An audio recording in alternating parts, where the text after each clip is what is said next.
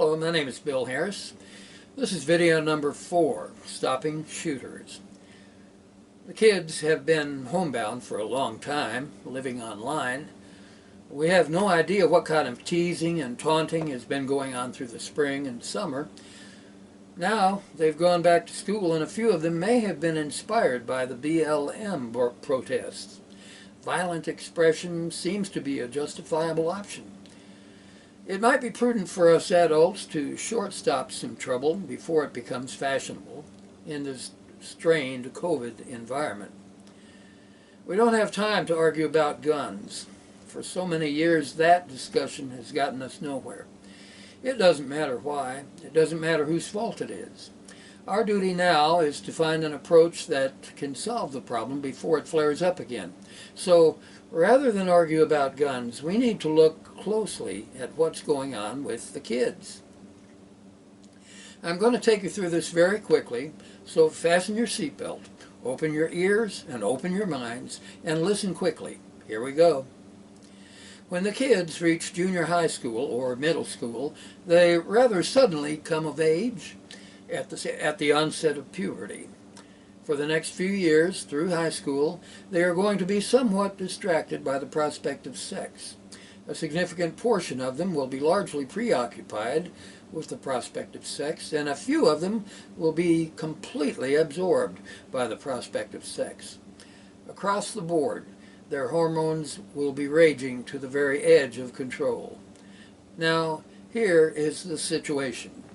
For the past 100 years, we have drifted away from our extended families of nearby cousins and aunts and uncles to become scattered nuclear families of isolated households.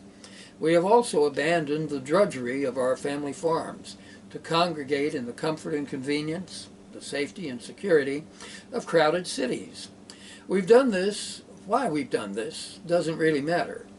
It is pretty thoroughly well done. But most important of all, for the question at hand, we have postponed our youthful marriages in order to commit ourselves to long years of rigorous education. Simple reading, writing, and arithmetic is not enough. A high school diploma is not enough. And now, more and more college graduates are looking for master's degrees, doctorates, and law school as the key to success. For statistics in support of this premise, look to your own family. 100 years ago, in the days of Teddy Roosevelt and the big railroad monopolies, big steel and big oil, see if you can find out how old your grandparents were, or your great-grandparents, or great-great-grandparents. See if you can find out how old they were when they got married. I'm a baby boomer, and my grandparents were married under Woodrow Wilson's presidency when Grandpa was 16 and Grandma was 14. They raised 6 children of the greatest generation in a small house on the edge of a small town, and all of those 6 kids did well. None of them went to college. Most of you will find something similar in your own families. The postponement of marriage is a tremendous inconvenience to today's kids. We postpone marriage in the hope that we can postpone sex, and pregnancy, and grandbabies. Somehow, this seems to work most of the time, but really, if the kids aren't supposed to get married, then what are they supposed to do about all of those hormones? The demand for sex is clearly evident, and as an economist by degree, my reflex is to wonder about the supply. With marriage postponed for about 10 years after the onset of puberty, until maybe 21 years of age, the kids will probably look for other sources of sex outside of marriage. And this is nothing new. When I was a senior in high school in 1964, shortly after the events in Dallas, there was a brand new cultural revolution that offered us baby boomers a brand new supply of sex that most of us couldn't resist. It was called free love. That meant that we should be with the one we loved and love the one we were with. It meant that if it feels good, do it. It taught us to disdain the restraints that kept us from having sex. Anywhere, anytime, with anyone, any way we could. We learned that we could dance naked in the street, and we could go streaking across the football field. Of course, we didn't all go to such extremes, but there came to be plenty of sex within those boundaries. We were young and beautiful, and we were horny. And as we left home for college, or for work, or for war, we could listen to the music and understand that we were free to love each other and have all the sex we wanted. That's what the music told us, and we all heard it. We all understood. Along with free love, the music introduced us to drugs. The drugs made it easier to overcome our inhibitions, those terrible restraints that we had learned in church, and that our parents seemed to think were so important. So the drugs quickly became very popular. This crazy mix of sex and drugs went on for nearly 20 years until around 1983, when President Reagan got everyone to sober up. Somehow or another, the party was over, and suddenly it was all about making money. I participated in that cultural revelation, and then I was lucky enough to participate in President Reagan's Teflon recovery when I joined the resistance team in 1983. If you'd like to know more about that, my confessions, my testimony, and my indictment of the revolutionary leaders is available in this little book entitled 1983, The Teflon Tales. You can click to it in print or in the ebook form by visiting my Twitter account at 1983 Teflon. Look for tweet number 15 or number 41. America will never look the same to you.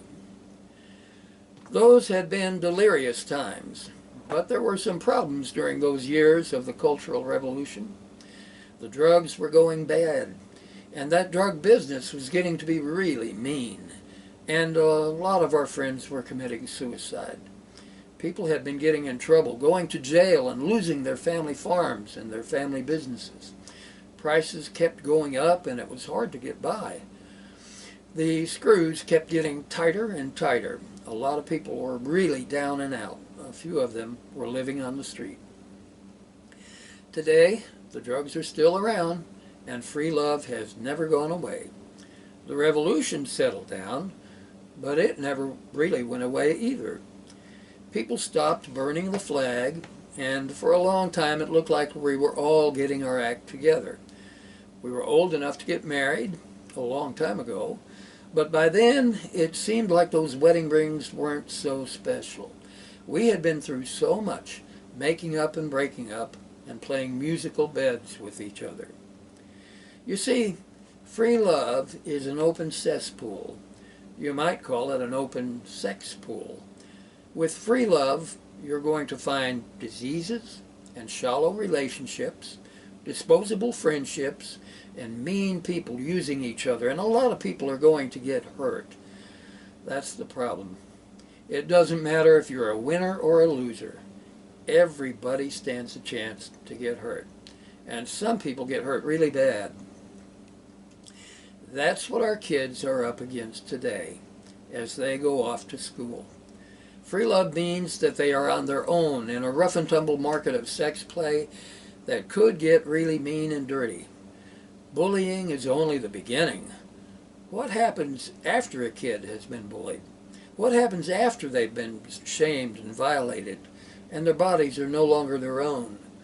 What happens after they have no safe personal space or when they have no identity of their own? They are only what somebody else has made them to be, and everyone else knows it. What happens when kids go to school and abuse each other? How do they defend themselves once they get scared?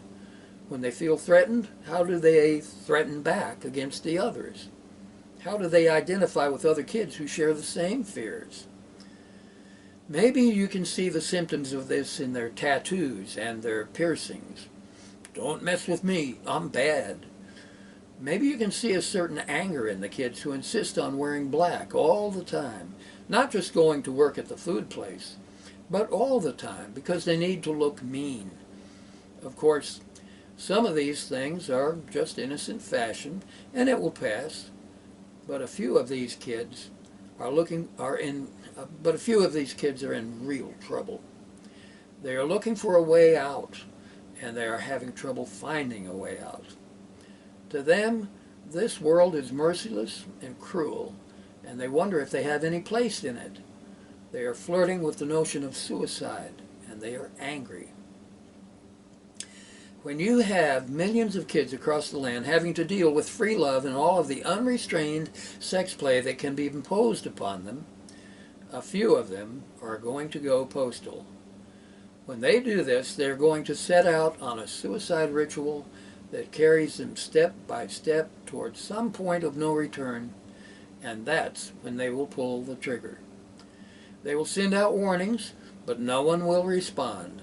Even if someone does respond, the level of distrust is already so enormous that it is nearly impossible to get through to them. They will be afraid to surrender. How can they trust anyone to protect them and to treat them with respect? How can they ever restore their dignity? Such kids are already convinced that they are totally lost. Their lives do not seem to be worth living, and they just want everyone to know how badly they feel before it all comes to an end. So they send out their warnings, they dress themselves and groom themselves and arm themselves. They plan their approach, they take the first steps and then the next steps, and they approach their chosen targets. Dreadfully, they press on. They open the door and they walk down the empty hall. And then when someone steps into the hallway and sees them, then they know that there is no turning back. And once they pull the trigger, their suicide is a fait accompli, a done deal, out of their hands. It isn't something that they are doing anymore. It is something that is happening to them. Like the inexorable laws of nature, the police will surely come, and they will shoot back, and soon it will be all over for that kid, and for so many others. It's all about sex, and love, and marriage, or maybe rather about sex and rejection and insult and isolation and bitterness, or about bullying and torment and abuse. It's all about sex. If the kids can't get married, what are they supposed to do with all of those hormones? Can they play football and study so hard that they don't have any more sex drive? No, it doesn't work that way.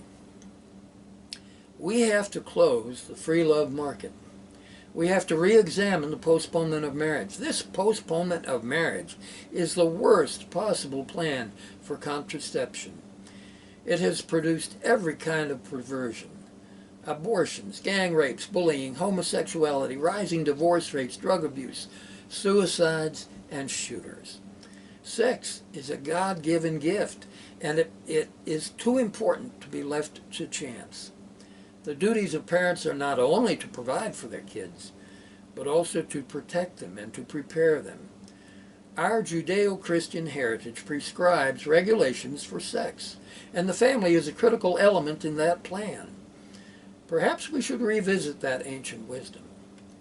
We might not need to accept all of the supernatural stuff, but the societal prescriptions might be useful and beneficial. Besides, religion can make a lot of sense, even without the superstitious elements. Here is a little-known fact. The official philosophy of the Catholic Church, the Church of Rome, has leaned toward a more realistic theology rather than the idealistic theology ever since 1893 under Pope Leo XIII. That philosophy is called Thomism, after St. Thomas Aquinas, who wrote his works in the 1200s, as opposed to the earlier philosophy of St. Augustine, who wrote his works in the 400s. Augustine's doctrines are founded upon the notion that we must divest ourselves of this filthy material world to achieve some kind of holiness beyond this world. But Thomas's doctrines would have us to build a fellowship with God based upon our observing and studying what God has done in this real material world, and so getting to know God. I point this out simply to show that profound possibilities are available to us. To present a sample of this theology to you, my Twitter site, at 1983Teflon, at 1983Teflon, can direct you to a full biography of Jesus that emphasizes the real world in which he lived while walking among us in the flesh. That rendition of the gospel story by Jerome Constantine Godfrey is consistent with the biblical reports. Based on the massive detail that we know of that carefully studied history, the author has interpolated from the birth star to the temple moment to his mission and finally to his ascension and Pentecost Sunday when the church was empowered with the Holy Spirit. You can click to this book in print or in ebook from my Twitter site at 1983Teflon by scrolling to tweet number 15 and number 50. There is an intellectual community with a far superior grasp of these things than what I've offered here. There is actually no excuse for us to suffer the kind of atrocities that we've seen in the past 100 years under the attempted governance of secular humanism. We can develop faith-based humanics that will save our planet without sacrificing humanity. We can build a stable society in command of a sustainable planet, all based upon truth, choice, and responsibility. That might be exactly what we must do, and right now might be the time to begin.